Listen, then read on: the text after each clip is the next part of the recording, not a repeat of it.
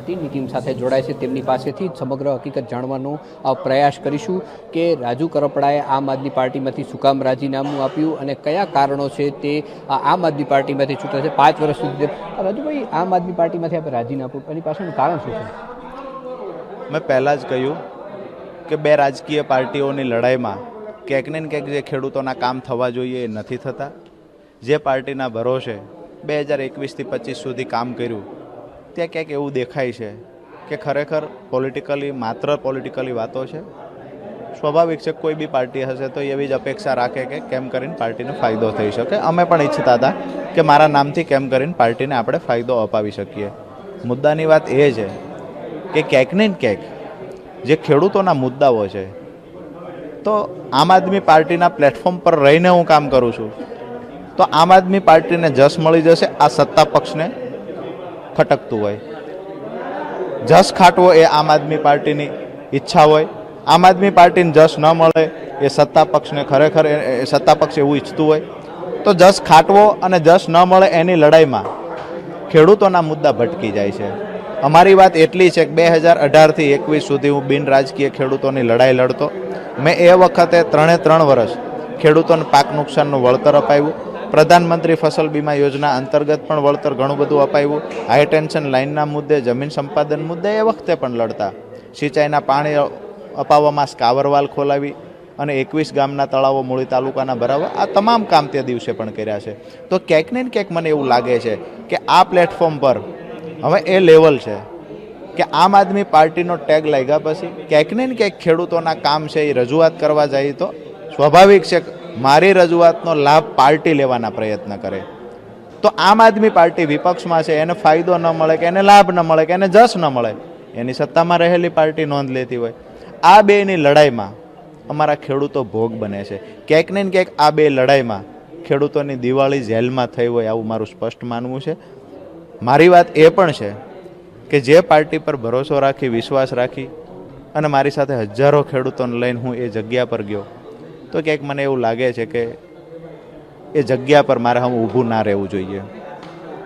ક્યાંક ને ક્યાંક જે અપેક્ષાઓ હતી એ અપેક્ષાઓ મુજબ નેશનલ ટૂંકમાં રાષ્ટ્રીય નેતૃત્વએ તો કામ કર્યું છે, માનીએ છીએ, પરંતુ અહીંયા પ્રદેશ નેતૃત્વમાં ક્યાંક ને ક્યાંક મને એવું લાગે વારંવાર આક્ષેપનો કોઈ મતલબ નથી, પરંતુ પ્રદેશ નેતૃત્વમાં ક્યાંક ઉણપ આવી છે અને બે પાર્ટીઓની વચ્ચે ખેડૂતોના કામ અટકાય છે. તો મેં નક્કી કર્યું કે ભાઈ આપણે બિન રાજકીય લડાઈ લડવી છે. આમ આદમી પાર્ટી કોણ ચલાવે છે, ગોપાલ ઇટાલિયા કે ઈસુદાન ગઢવી? ગુજરાતની જનતાએ જોયું છે.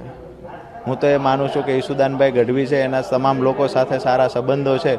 ઈસુદાનભાઈ વિશે નેગેટિવ બોલવું એવું મને દેખાતું નથી, પણ ક્યાંક ને ક્યાંક પાર્ટીમાં કોઈને ભગાડી મૂકવા હોય તો એનો સ્પેશિયલ કોન્ટ્રાક્ટ રાખેલો 2-3 લોકોએ છે અને એ હવે ગુજરાત આખું જુએ છે. તમે કહો છો તમને જે કાયદા ન મળ્યું, ગોપાલ ઇટાલિયા પોતાને એમ કહે છે કે હું કાયદાનો સારો જાણકાર છું, તો તેમને મદદરૂપ નથી એવું કહેશો? આવું તો હું બહાર નીકળ્યો પછી ખેડૂતોએ મને કહ્યું, જેલમાં રહેલા મારા સાથીદાર ખેડૂતોએ કર્યું. આ વાત હું નથી કરતો, આ વાત ખેડૂતો કહે છે કે 3.5 મહિનામાં તસ્દી ન લીધી. અમારી તો અપેક્ષા હતી કે જે પાર્ટી માટે કામ કર્યું છે એના કરતાં તો બિન રાજકીય આંદોલન હોત તો કદાચ કેસ નથી હોત, ને કેસ થયો હોત તો મને ખબર તો હોત કે મારે ક્યાં સુધી શું કરવાનું છે, મને ખબર તો હોત કે વકીલો રાખીને અમારે આટલા કામ કરાવવાના છે. તમારા પરિવારને પણ નડતરરૂપ થયા છે, એને લઈને શું કહેશો? બિહેવિયરની વાત કરીએ તો બિહેવિયર ખરેખર ન થવો જોઈએ કોઈ પણ પીડિત પરિવાર સાથે. એ પ્રકારના બિહેવિયર થયા છે. આગામી દિવસોમાં રાજુભાઈ ભાજપમાં જોડાવાના છે કે શું? બિલકુલ મેં અત્યારે એવું નક્કી નથી કર્યું. સૂત્રો દ્વારા ઘણા બધા સમાચારો ચાલતા હોય છે. મારી વાત એટલી જ છે કે અમે જો ખેડૂત પંચાયત કરીશું, ખેડૂતો સાથે મળીશું. કોંગ્રેસના નેતાઓ પણ સંપર્ક કરે, ભાજપના નેતાઓ પણ સ્વાભાવિક છે કે સંપર્ક કરતા હોય છે.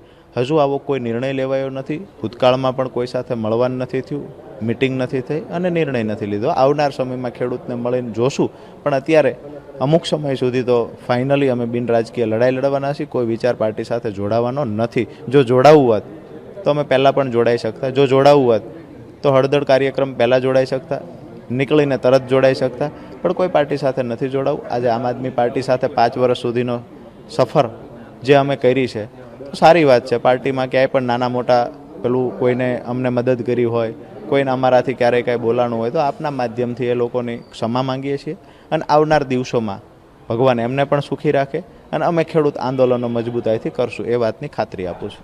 ઈશુદાનભાઈ કહો છો કોઈ ખરાબ નથી બોલ્યા, પરંતુ ગઈકાલથી જે ડિબેટો ચાલતી છે એમાં ઈશુદાનભાઈ આપની ઉપર જે આક્ષેપો કરે છે એને લઈને શું કહેશો? ઈશુદાનભાઈને એક પ્રદેશ અધ્યક્ષ છે, એની સોનોગ્રાફી કરીએ તો અંદર શું પડ્યું છે દેખાય. ચહેરા ઉપર કોઈ નેતાનો ચહેરો વાંચી શકાતો નથી ક્યારેય, બરાબર છે. અને સોનોગ્રાફી કરવાથી ક્યાંક ને ક્યાંક અંદર પડેલી પીડાઓ, રાજકીય પીડા દેખાતી નથી. હું એવું માનું છું કે ઈશુદાનભાઈની એક મર્યાદા છે. ઈશુદાનભાઈને જે સૂચનો અપાવવામાં આવે એ ઈશુદાનભાઈ બોલતા હોય. મારી વાત એટલી છે કે રાજુ કરપડા 5 વર્ષ પાર્ટી સાથે રહ્યો બહુ સારો હતો. આજે રાજુ કરપડાએ પાર્ટીમાં રાજીનામું દીધું તો રાજુ કરપડા દગાખોર થઈ ગયો. દગો તો એને દીધો, સવાલ તો એમને કરજો કે હળદર શું કામ ન પહોંચ્યા. સવાલ એમને કરો કે ખેડૂત નેતા તરીકે પોતાને ટેગ લગાવો છો, ખેડૂતો માટે કેદી કાર્યક્રમ કર્યો? કામ તો એ કરવું જોઈએ. સાથીદાર જે મજબૂત થતા હોય, આગળ જતા હોય તો એને ચડાવીને જેલમાં પૂરી દેવાના. આ જ ઘટના વિસાવદરમાં બની છે.